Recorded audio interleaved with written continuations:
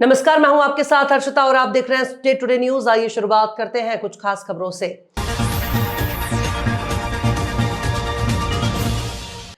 Shamgarh police ने मेलखेड़ा के पास से गुरुवार को एक काली ग्लास लगी कार में 40 पेटी अवैध शराब जब्त की। पुलिस ने एक आरोपी को गिरफ्तार भी किया है। इनमें से 30 पेटी देसी शराब है तो 10 पेटी बियर है। गुरुवार को मेलखेड़ा के पास से शामगढ़ पुलिस ने एक बिना नंबर की कार को पकड़कर उसकी तलाशी ली। इनमें से 30 पेटी देसी शराब और 10 पेटी बियर पकड़ी।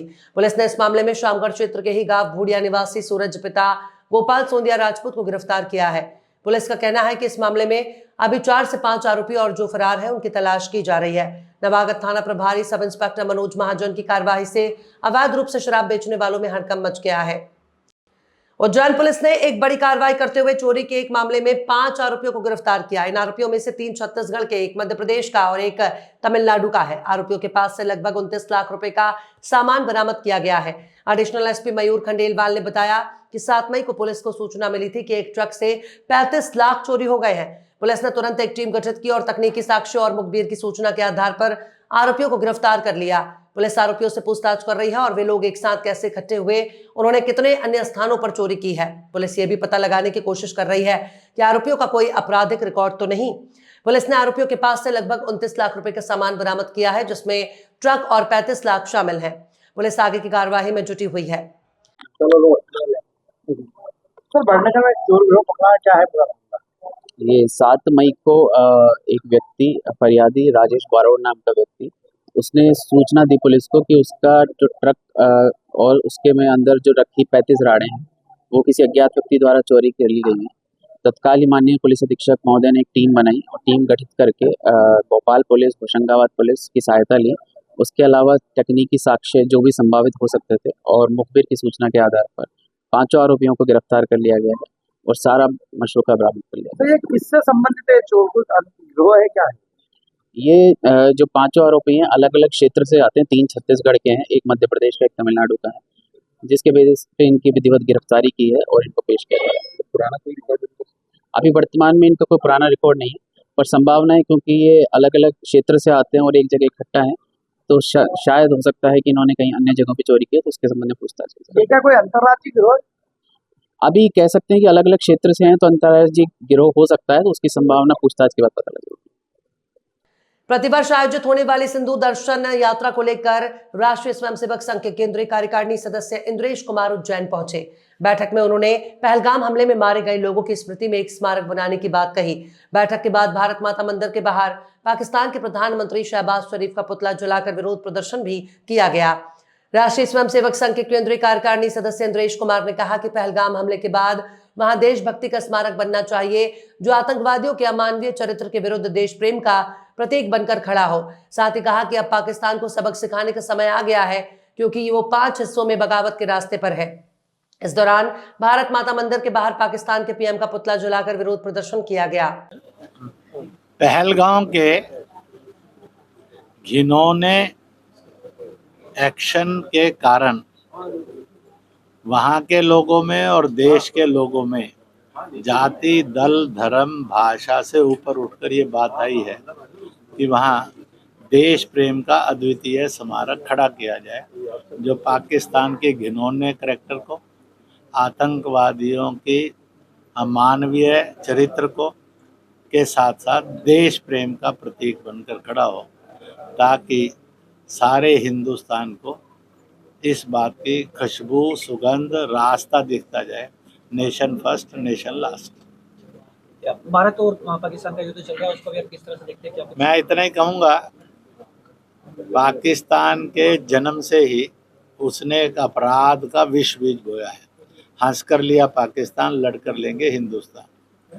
इसलिए वो 80 साल से लगातार सीमा और भारत में दखल देता रहा है, हिंसा की दखल देता रहा है, तरह तरह की हिंसा को बढ़ावा देता रहा है, दंगे के रूप में या आतंकवाद के रूप में। अब एक समय आ गया है जब इस अमानवीय घटना के आधार पर जो पीछे के इतिहास में उसमें एक परिवर्तन किया जाए। Now the nation should be free to terrorist and terrorism and Pakistan should teach a lesson. Pakistan को सबक सिखाने का समय आ गया है। और उसमें एक अलग से सिल्वर लाइन भी है कि पाकिस्तान 5 हिस्सों में बगावत के रास्ते पर है। उसका हर इंच और हर जन पाकिस्तान से आज़ादी चाहता है। पीओके, सिंध, बलूचिस्तान, पख्तूनिस्तान और पंजाबी पाकिस्तान। अगर पाकिस्तान नहीं संभला तो it will break in 5 pieces. Sir एक सवाल और था मेरा कि जो सेना ने जिस तरह से प्रेस कॉन्फ्रेंस की थी और उसमें उन्होंने कहा था कि जो पहलगाम हमले में जो लोग मारे गए हैं, तो आतंकी चाहते थे कि भारत में हिंदू मुसलमान का आपस में दंगा हो, और उसके बाद जो सिनेरियो दिख रहा है वो कहीं दंगा नहीं हुआ, बहुत शांति रही पूरे देश में। आपको लगता है कि अभी देश में जो इस तरह की भारत मुस्लिम वाली जो हिंदू मुसलमान वाली बात क्यों करते हैं? ऐसा है, पहलगांव की घटना के बाद सारे देश के अंदर एक नई क्रांति का जन्म हुआ है। मुस्लिम समुदाय जो आतंकवाद के साथ जुड़ जाता था, उसने अपना उसके विरुद्ध आवाज बुलंद की। इसी तरह से पाकिस्तान पर बोलते समय में वो संकोच करता था, अब वह पाकिस्तान के विरुद्ध खुलकर आया है। तीसरी बात, हमेशा वो विपक्ष के चंगुल में फंसकर सरकार और सेना पर प्रश्न उठाता था।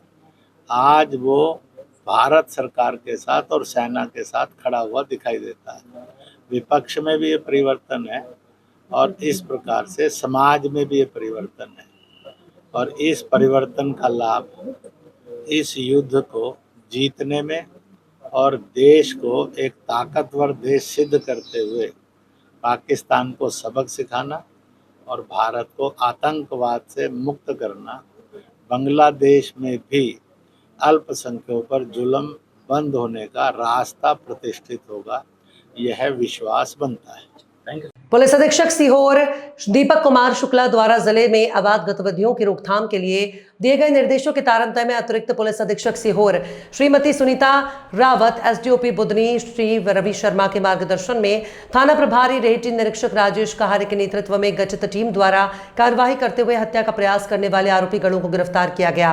दिनांक 1 अप्रैल 2025 को फरियादी चंदन सिंह पिता ओम प्रकाश बेलदार उम्र 41 साल निवासी नीमखेड़ा थाना रेहटी जिला सीहोर की रिपोर्ट पर से अपराध क्रमांक धारा 296, 115, 351, 9 BNS का पंजीबद्ध कर विवेचना में लिया गया। विवेचना के दौरान हत्या का प्रयास करने वाले आरोपियों को दिनांक 8 मई 2025 को गिरफ्तारी कर माननीय न्यायालय में पेश किया गया और आरोपियों के कब्जे से डंडा और कुल्हाड़ी विधिवत जब्त किया गया। विवेचना जारी है। भारत ने पाकिस्तान के खिलाफ चलाया ऑपरेशन सिंदूर। ऑपरेशन सिंदूर को लीड करने वाले लेफ्टिनेंट कर्नल सोफिया कुरैशी का है जबलपुर से गहरा नाता। संस्कारधानी जबलपुर में रहती हैं सोफिया कुरैशी की भाभी। ऑपरेशन पूरा करने के बाद फोन पर अपनी भाभी से सोफिया ने की थी चर्चा। लेफ्टिनेंट कर्नल सोफिया कुरैशी ने लीड किया था ऑपरेशन सिंदूर। लेफ्टिनेंट कर्नल सोफिया कुरैशी की भाभी उजमा कुरैशी हैं।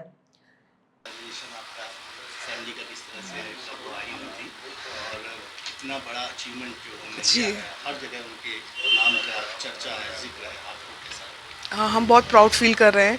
कल जब हमने न्यूज़ में देखा तो क्या बोले आपको बोल भी नहीं सकते, मतलब इतना अच्छा फील कर रहे हैं। तो फैमिली में किस तरह का उनका मिलना जुलना होता है, कब वो आई हैं, कैसे एक इंस्पिरेशन फैमिली की? वो अभी मतलब फेस्टिवल में ही आती है, उनको ज़्यादा ऐसे वेकेशन नहीं होता है और फ़ोन पे ही बात होती है। कुछ जैसे बर्थडे पे या एनिवर्सरी पे या कुछ ऐसा कुछ फंक्शन रहता है तो मिलना होता है। अभी ईद में वो आई थी और अभी थोड़े टाइम पहले भी मिले हैं हम जैन में उनसे। फैमिली की एक इंस्पिरेशन भी है। जी जी जी जी बिल्कुल।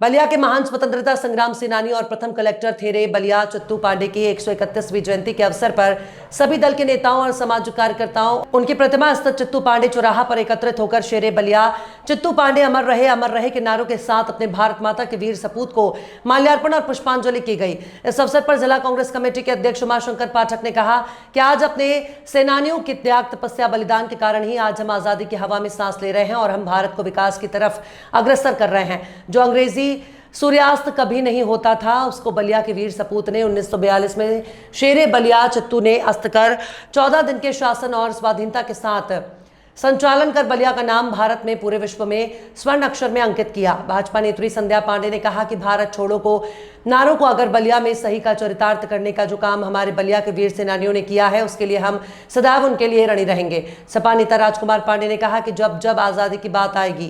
कैसा आप लोग कार्यक्रम कर रहे हैं क्या? मैं जैनेन्द्र पांडे हूँ, स्मारक समिति का एक छोटा सा सदस्य हूँ, चित्तू पांडे का प्रपत्र हूँ। सर, जिस तरह चित्तू पांडे का जयंती मना रहे हैं, क्या कहेंगे? और कहीं ना कहीं उनके स्थानांतरण को लेकर चर्चाएं चल रही थी। जिस तरह भी दादाजी ने बताया कि स्थानांतरण हो लेकिन नाम वही रहे।